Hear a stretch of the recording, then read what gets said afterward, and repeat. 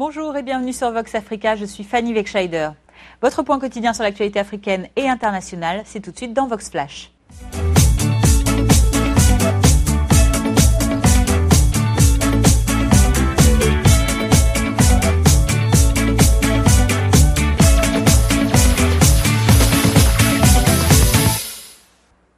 Ouvrons notre journal de ce vendredi 5 février 2016 en République centrafricaine.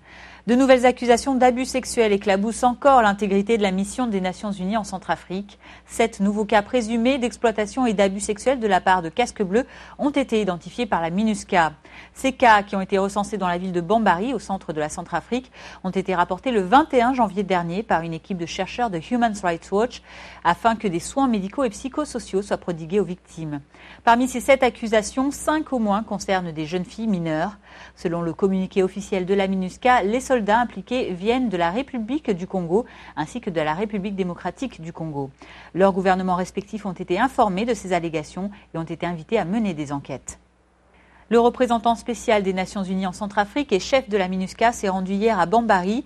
Il a rappelé aux soldats que l'exploitation et l'abus sexuel constituent une atteinte grave aux règles des Nations Unies et une violation des droits de l'homme, un double crime selon ces termes qui affecte les femmes et les enfants vulnérables. Écoutons-le.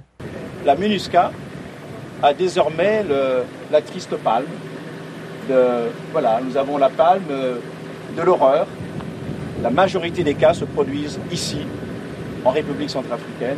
Des décisions sont en train d'être prises aujourd'hui à New York pour renvoyer des compagnies entières vers leur pays. Mais le renvoi ne sera pas suffisant. Le renvoi ne sera pas suffisant. Nous nommons désormais les noms des pays qui sont impliqués. J'ai reçu moi-même l'appel de 2 chefs d'État de la sous-région qui ont appris que leur pays avait été cité dans des cas d'abus sexuels. Et je peux vous assurer, nous allons poursuivre ceux qui rentreront à la maison. Et conséquence de ces allégations, l'Organisation des Nations Unies est désormais contrainte de retirer les troupes incriminées. Après la conclusion de l'enquête, les 120 soldats congolais déployés à Bambari du 17 septembre au 14 décembre 2015 seront rapatriés. Quant aux troupes de République démocratique du Congo, qui ne répondaient que partiellement aux exigences de l'ONU, 800 soldats ont déjà été retirés de Centrafrique début janvier. En 2014, ce sont plus de 2500 cas d'abus sexuels qui ont été dénoncés selon les Nations Unies. L'armée est également au centre de l'actualité au Burkina Faso. Le président Roch-Marc Christian Kaboré se lance dans sa réforme. L'opération est un véritable défi pour ce premier président civil élu démocratiquement depuis l'indépendance du Burkina Faso, surtout que depuis son pays est une nouvelle cible des djihadistes du Sahel. L'armée burkinabé est également en crise depuis la chute du président Blaise Compaoré en octobre 2014 et le putsch manqué du 17 septembre 2015, tout cela impliquant notamment le général Gilbert Diendéré et le régime de sécurité présidentielle. M. Kaboré, qui est aussi ministre de la Défense, souhaite une armée dotée de moyens pour assurer la sécurité des Burkinabés et celle du territoire. Une première loi visant à déconnecter l'armée de la politique est déjà engagée sur la transition d'1 an après la chute de Blaise Compaoré, oblige désormais tout soldat burkinabé qui souhaite s'engager en politique à démissionner d'abord de l'armée. Hier à Ouagadougou, le président Kaboré a entendu les préoccupations des forces armées d'ordre matériel et organisationnel, nécessaires selon elle avant toute réforme, notamment dans le cadre de la lutte contre le djihadisme. Écoutez le chef de l'État. Nous avons besoin d'une armée républicaine, d'une armée apolitique et d'une armée opérationnelle. Ce dont il est question, c'est la défense de la patrie. Et nos différentes, divergences, ça et là, doivent être mises sous le boisseau et de penser qu'à la paix, au renforcement de la sécurité du Burkina Faso, qui est notre patrie que nous aimons tous. Au Sénégal, à présent, le procès de l'ancien chef d'État tchadien Hissène Habré reprend à Dakar devant les chambres africaines extraordinaires. Du 8 au 12 février prochain auront lieu les plaidoiries, mais l'accusé refuse toujours de reconnaître la légitimité de ces chambres africaines extraordinaires. Monsieur Habré refuse de se faire défendre par ses avocats devant ce tribunal et il sera donc représenté par des avocats commis d'office. Je vous propose d'écouter l'un de ces avocats, notamment au sujet du président tchadien Idriss Déby Itno, ainsi que du procès qu'il estime tout simplement politique. Nous ne reconnaissons pas les chambres africaines, leur légitimité, Nous les considérons comme des institutions illégales et qui ont mené une procédure inéquitable.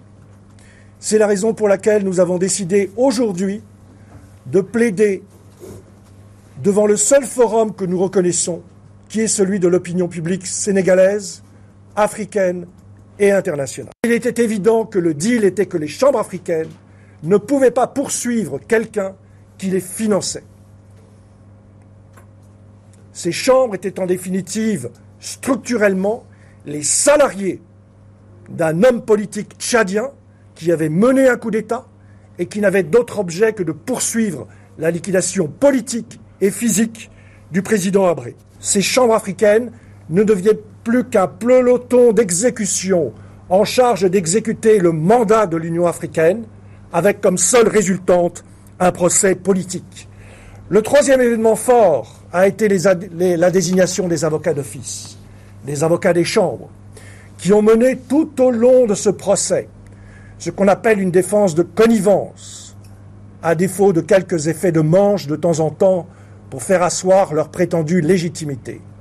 C'est la première fois que nous voyons la désignation d'avocats d'office avec pour mission de casser la stratégie de défense de l'accusé. En France, le président de la Côte d'Ivoire, Alassane Ouattara, s'est entretenu hier avec son homologue François Hollande. À sa sortie de l'Élysée, le chef de l'État ivoirien a affirmé que nombreux sont ceux en Côte d'Ivoire qui estiment que justice doit être rendue et que les 4 ans qui sont attendus du procès de Laurent Gbagbo à la Cour pénale internationale seraient très longs pour les victimes. Écoutons-le également au sujet de la demande de certains États africains de sortir de la Cour pénale internationale, exprimée lors du 26e sommet de l'Union africaine qui s'est tenu le 31 janvier dernier à Addis Abeba. Ce n'est pas que je soutienne la CPI, je dis que je n'enverrai plus d'Ivoiriens à la CPI, puisque nous avons maintenant la capacité de les juger. Ce qu'il faudrait, c'est que l'Union africaine mette en place une cour africaine qui puisse juger les Africains en Afrique. Et cela, ce serait donc la meilleure option. Et le retrait de la CPI n'est pas la meilleure voie, puisque nous y avons adhéré librement. Au Royaume-Uni, le Premier ministre britannique a annoncé jeudi, lors de la conférence à Londres sur la Syrie, que les pays et organisations qui étaient réunis s'étaient engagés à donner plus de 10 milliards de dollars d'ici 2020 afin d'aider les Syriens. Ces investissements annoncés devraient permettre de créer d'ici à 2018 jusqu'à 1 100 000 emplois pour les réfugiés syriens ainsi que les communautés d'accueil dans les pays voisins de la Syrie. Parti en mars 2011 de manifestations pacifiques contre le régime de Bachar al-Assad, le conflit syrien a fait plus de 260 000 morts et provoqué une crise humanitaire majeure avec sur le territoire syrien quelques 13,5 millions de personnes en situation de vulnérabilité ou encore déplacées. Je vous propose d'écouter David Cameron, suivi de la chancelière allemande Angela Merkel, ainsi que du Premier ministre turc, M. Davutoglu. Nous avons débloqué 6 milliards de dollars pour 2016, seulement en plus des 5 milliards de dollars supplémentaires à plus long terme en 2020. Et cela veut dire que des millions de personnes vont maintenant recevoir de la nourriture, des soins médicaux et un abri en Syrie et ailleurs. Je suis heureux que la Grande-Bretagne ait fait sa part en doublant le montant promis l'année dernière avec 510 millions de livres sterling supplémentaires pour 2016, portant notre financement total à plus de 2,3 milliards de livres sterling à cette crise. Avec les engagements d'aujourd'hui combinés aux accords de l'ONU destinés à faire avancer le programme de réhabilitation, notre message au peuple syrien et de la région est clair. Nous serons à vos côtés et nous vous soutiendrons aussi longtemps qu'il le faudra afin d'assurer la paix en Syrie, de rétablir la stabilité dans la région et de donner aux réfugiés syriens l'opportunité de retourner chez eux et de reconstruire leur demeure et leur pays. Aujourd'hui, il s'agit de savoir ce qu'on peut faire pour combattre les causes qui font fuir les gens, afin d'éviter les traversées dangereuses vers l'Europe qui deviennent souvent mortelles à cause des trafiquants et des passeurs, afin qu'ils puissent vivre dans des conditions décentes. Ce qu'ils veulent faire à Alep aujourd'hui, c'est exactement ce qu'ils ont fait à Madaya auparavant, un état de siège qui entraîne la famine. Alors que l'on discute d'aide humanitaire aujourd'hui, des techniques d'état de siège datant du Moyen Âge sont utilisées en Syrie. Et retour en Afrique pour terminer ce journal. Au Nigeria, l'équipe de football de Maïdougouri espère bientôt pouvoir rejouer à domicile. Après 2 ans d'exil à cause des islamistes de Boko Haram, l'espoir est grand pour les El Kanemi Warriors qui espèrent retrouver leur terrain pour la prochaine saison du championnat nigérian. Reportage. Les islamistes de Boko Haram les empêchent de jouer à domicile depuis 2 saisons. Mais à quelques semaines de la reprise du championnat, les El Kanemi Warriors de Maïdougouri reprennent l'entraînement dans leur ville. Ils espèrent bien affronter les clubs nigérians à domicile et prouver ainsi qu'une paix fragile est de retour. Là où il n'y a pas de paix, il n'y a pas de football. Le football peut faire revenir la paix dans la communauté. Par la grâce de Dieu, après 1 ou 2 matchs à l'extérieur, nous devrions revenir à Maïdougouri pour jouer. Cela rendra les gens heureux et le football aura ramené la paix dans la région. La ville de Maïdougouri, berceau de la secte islamiste Boko Haram, est ravagée depuis des années par des vagues d'attentats. Une terreur permanente qui a forcé le club à s'exiler. Mais les efforts déployés par l'armée pour contrer les insurgés de Boko Haram rassurent les joueurs.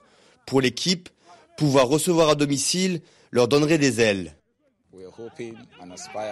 On espère intégrer les meilleures équipes du continent. Ça fait un bout de temps que la ville est pacifiée, près de 3 ans maintenant. Les seules attaques qui ont lieu à Maïdougouri, c'est à l'extérieur de la ville, pas à l'intérieur. Même enthousiasme parmi les supporters. Une quarantaine d'irréductibles suit le club dans tous ses déplacements, risquant au passage leur vie sur les routes piégées par les islamistes. Tout le monde est heureux que notre équipe soit de retour en ville. Pendant presque 3 ans, nous n'avons pas vu notre équipe adorée.